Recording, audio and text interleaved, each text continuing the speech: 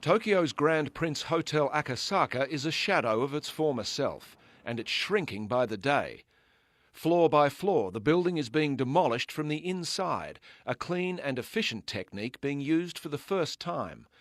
It was developed by the Taisei Corporation's Hideki Ichihara. このキャップがだんだんに The cap, which sits on top of the building, will be jacked down in stages so the building you see behind me has been reduced from an original height of 140 meters and is now around 80 meters. いいことです。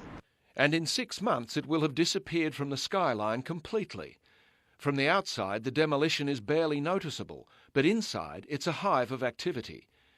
Heavy machinery on the top floor destroys beams, columns and most of the floor itself before temporary jacks underneath bring the debris down one level. An interior crane then lowers the debris to the ground, a process that generates electricity for other equipment at the same time.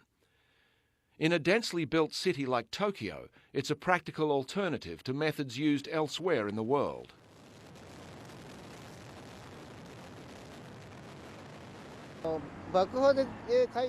You can only use explosives to collapse a building under the condition that there are no other buildings around. But if you collapse this building using explosives, that building and the one over there will be affected. So in conclusion, we obviously can't use explosives in Japan. 無理だと。 But it's a method Ichihara says has application in other countries.